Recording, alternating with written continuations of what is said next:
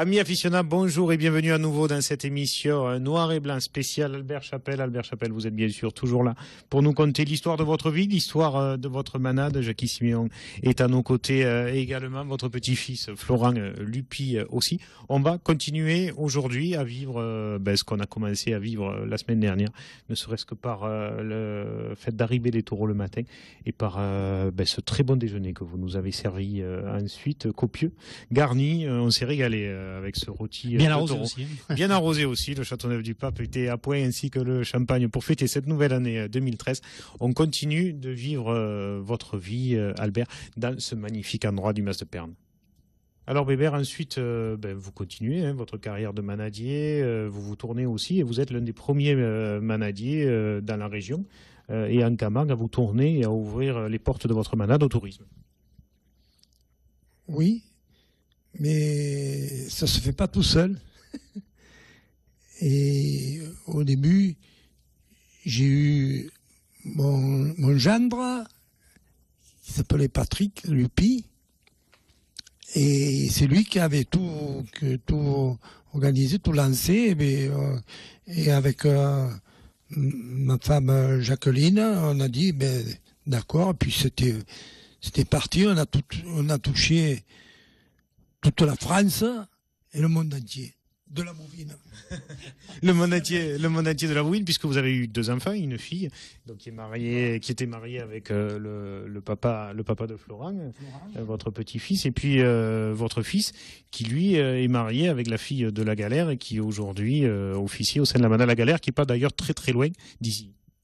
Oui, voilà, ils sont à 6 km au côté du Rhône, et ils ont une manade de taureaux et de chevaux. Et là, ma belle-fille a vendu ses moutons pour acheter des taureaux. Alors on l'a vu tout à l'heure à un pays, vous avez continué cette chose-là, d'avoir au moins un taureau apprivoisé au sein de la manade pour les groupes de touristes que vous accueillez. Mais la première vedette, Jackie le spécifiait tout à l'heure, c'était Hector, votre premier taureau apprivoisé, qui a fait parler de lui et qui est devenu presque aussi célèbre que votre chien dont on parlera juste après. Oui, il a été très très célèbre. D'ailleurs, beaucoup m'ont dit un taureau apprivoisé, mais j'ai dit non, dresser un taureau élevé au biberon et dressé, pas apprivoisé. C'est quand tu dresses un taureau et que tu l'amènes quand même au café du Vauxhall en Arles, et à ce moment-là, il y avait moins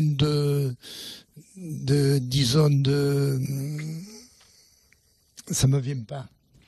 En tout cas, Jackie, un taureau, vous me le disiez tout à l'heure, les taureaux apprivoisés, on peut jamais quand même être sûr que tout va bien se passer. La preuve, votre frère Raymond en a eu un et Daniel Siméon en a un jour fait les frais, je crois. Oui, bien sûr, c'était un taureau qui était apprivoisé, qui faisait, et puis un jour, Daniel est arrivé, et puis le taureau, je sais pas ce qui se passait, la nuit du bi, hop, et il est parti dessus, et il a bousculé. Mais c'est arrivé aussi avec Alain de Laurent. Moi, je me souviens, dans les arènes de Pérol, les vieux du village, ils mettaient des gros glands, et ils faisaient des rasettes, simuler un peu le rasé. Voilà, c'était. Et puis après, je crois que ce taureau, un jour, il a attrapé Émile Biot, et il lui a mis 30 cm. Donc, avec les taureaux apprivoisés, il faut toujours faire attention, parce que ils peuvent ne pas percevoir les mêmes choses chez tout le monde. Peut-être ils peuvent être impressionnés, peur. C'est pour ça que je me méfie toujours, moi, des taureaux apprivoisés. Parce que le taureau, au départ, c'est un animal sauvage. Voilà. Je dis dressé. Et une fois qu'ils sont dressés, c'est fini. Ils te respectent. Moi, d'ailleurs, j'ai jamais eu de problème, je touche du bois, avec des taureaux. Comme on dit, il faut dire dressés, pas apprivoisés. Parce qu'ils ont été élevés au biberon. Et on les a sauvés de leur vie. On y a donné notre vie, la vie qui est de mener d'autres. Parce que nous, ça nous sert en ce moment, Hector est aux anges, mais il y a Manol et Galinier. Et maintenant, le galinier, ça nous sert à des escarades. Les escarades, c'est un troupeau. un troupeau de plusieurs bêtes. Voilà ce que c'est une escarade en provençal, comme on dit. Et là, si tu veux pas, tu peux pas passer à un endroit, à un pont, tu les envoies eux, à la parole, ils passent. Ils t'écoutent. Et les autres suivent. Ils sont dressés pour ça. Et c'est merveilleux. Si tu as pas des, et si devant le restaurant, là, quand on les met et ils viennent manger, et Manon vient manger le pain sur la crinière de mon cheval. Et c'est notre pain quotidien de tous les jours. Alors vous avez su dresser des taureaux, mais vous avez aussi dressé des chiens. Entre autres, Oscar, qui lui aussi a fait parler de lui il y a quelques dizaines d'années de cela. Ah, lui, Oscar, eh bien alors, un jour, j'ai fait une parade à Mauriès, dans les arènes de Mauriès. Je conduisais une abrivade qu'on a maillée dedans. Et d'ailleurs, c'est moi qui fais les premiers amaillages dans la piste des abrivades. Et après, mes confrères ont continué. D'abord, quand on fait le tour aussi de Saint-Rémy, on s'arrête 30 secondes. S'arrêter 30 secondes avec les taureaux et les chevaux. Prier devant l'église. Envoyer un coup d'œil devant l'église ou à des collègues au coin d'un café. Il paraît que c'est vous qui avez aussi inventé les demi-tours en tournant entre autres autour de vos chapeaux. C'est moi aussi qui ai inventé tout ça et tout le monde essaie de refaire ça. Eh bien, je suis pas jaloux, au contraire, ça me fait très plaisir dans mon cœur, car c'est des traditions et une culture qu'il faut pas abandonner. Vous l'avez compris, Albert Chapelle, c'est lié le cheval et le taureau et les abrivades aussi, hein, puisque vous avez aussi une grosse activité là. Hein, je crois que c'est plus d'une centaine de spectacles de rue que sur lesquels vous êtes invité chaque année durant les saisons taurines. Bien sûr, Romain Beaufy a fait beaucoup d'images ces dernières saisons. De tout cela, il nous en a ramené de très très belles images. On vous laisse avec quelques moments les dernières années, bien sûr, hein, pas il y a 20 ou 30 ans, mais en tout cas la manade Albert Chapelle à cheval dans les villages de la région avec Romain Beaufy au montage.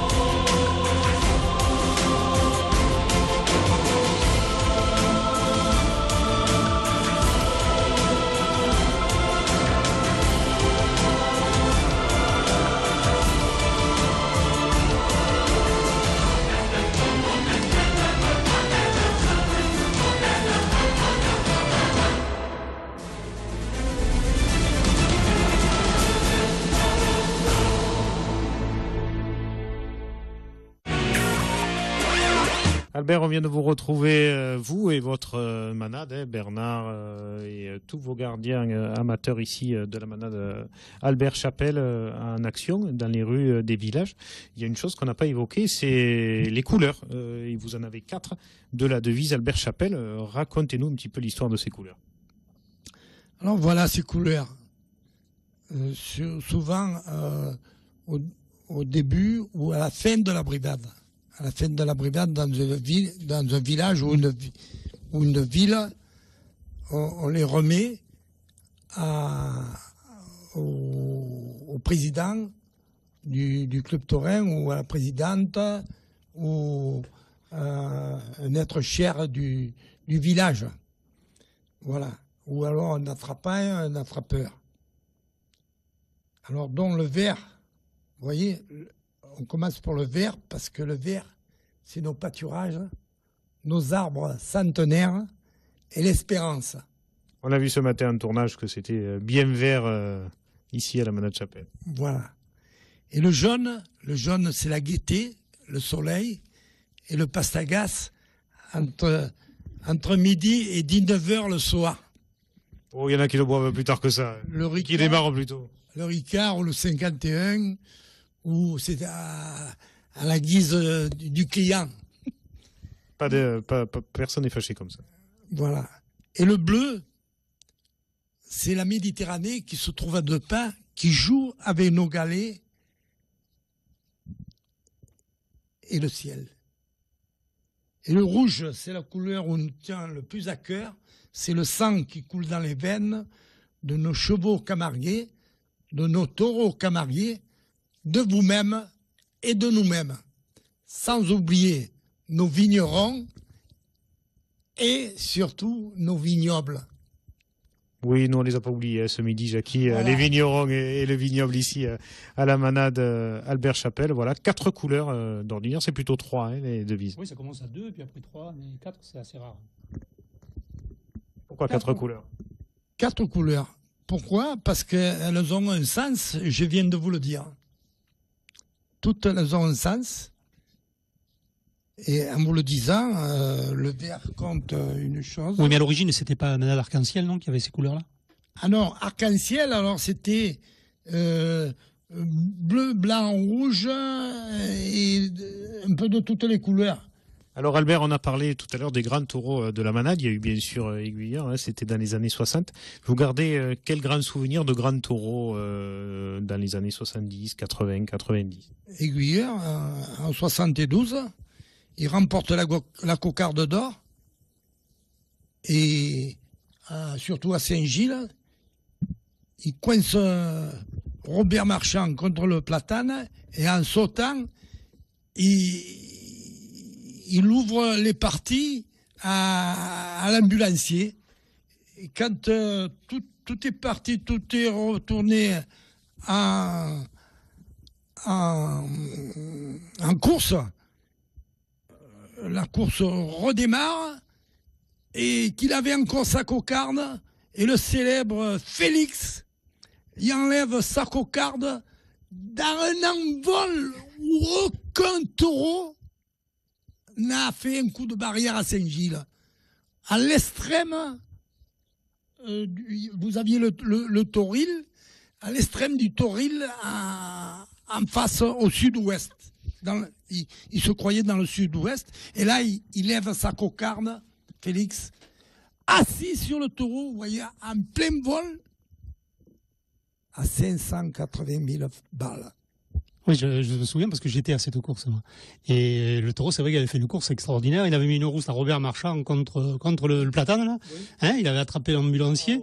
Il avait même, à un moment donné, il avait sauté. Et il était revenu en piste. Et il y avait un gars d'Aigues-Mortes. Il était revenu avec le taureau en piste. Et une bagarre, tout. C'était surréaliste, cette course. Et à la fin, c'est le père de Félix, de Thierry Félix, qui a levé la cocarde, mais il était collé au taureau et le taureau lui a sauté derrière. Il a fait un rasé un peu enroulé, comme il avait l'habitude de faire. Et c'est vrai que c'était une course extraordinaire. Et cette année-là, c'est en 72. Voilà, il a été prétendant au Bio d'Or. Je crois que c'est Joinville qui l'a gagné de justesse, quoi. Je crois que c'est Jean Lafont, cette année-là, qui peut-être. Il va à la finale à Nîmes. Et là, il saute pas en face.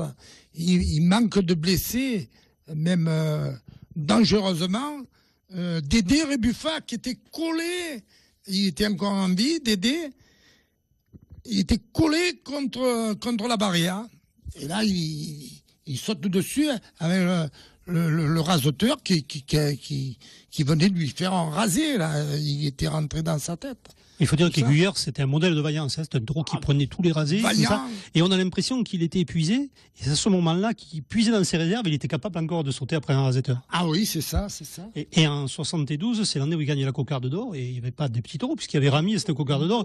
Il y avait même Loupio de Laurent aussi, qui étaient deux très bons taureaux. Ah oui, et là, il avait la partie forte. Et même en 68, je crois qu'il a participé à une finale du Trophée des As avec Loustic de Laurent. Donc, oui, c'est sa première finale du Trophée des As en 68. Oui. Donc c'est un taureau qui était important quand même, qui participait à toutes les grandes compétitions. Ah oui, c'était un taureau de grande sur sa fin, pas sur sa fin, quoi, sur le beau de sa carrière. C'était un taureau, un grand compétiteur pour les grandes pistes. Et les petites, il s'en amusait parce qu'il avait un coup de rein terrible. D'ailleurs, on le voit, le coup de rein sur Émile Dumas. Il atterrit dans les travettes à Barbazan. Et là, Émile, il a eu un mal au dos parce qu'il avait reçu, il avait reçu sur lui, il avait descendu de dessus les barrières. Et à un moment qui descend Émile, il descend le garde champêtre de Barbantal. Oui, c'est un taureau aussi qui a blessé des raseteurs. Hein. Enfin, moi, je sais je crois que c'est Martinez qui l'a blessé à Méjeanne, puis il a blessé aussi Roger César à Monguio. Oh là, ah oui. Et Martinez, dangereusement, alors. Il a ramené en piste, il a mis une rouste, j'ai dit il est mort. Et là, Dieu l'a sauvé. J'ai eu une peur terrible que moi j'assistais dans les barrières. Et là, c'était même quand il courait, j'avais une pression terrible parce que quand tu as rasoté et que tes confrères les rasoteurs sont là, eh bien, ça te fait quelque chose de plus.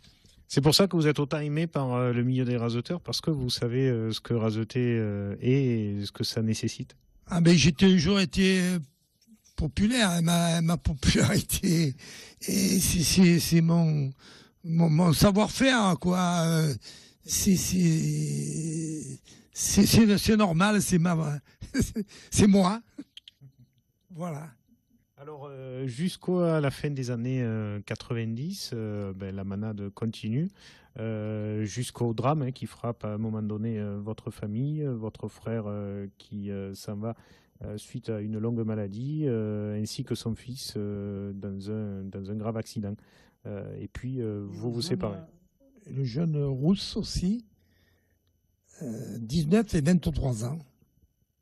Alors, quand vous partez à cet âge-là, que vous veniez, qu'on apprend ça le matin, surtout par son frère qui est déjà très très malade, mon frère. Alors ça m'a démonté pendant plusieurs mois. Et c'est là que j'avais un peu quitté Saint-Laurent-des-Gouzes, tout ça, parce que là on était en plein festival, on était dans les fêtes, et là ça m'a un peu freiné, et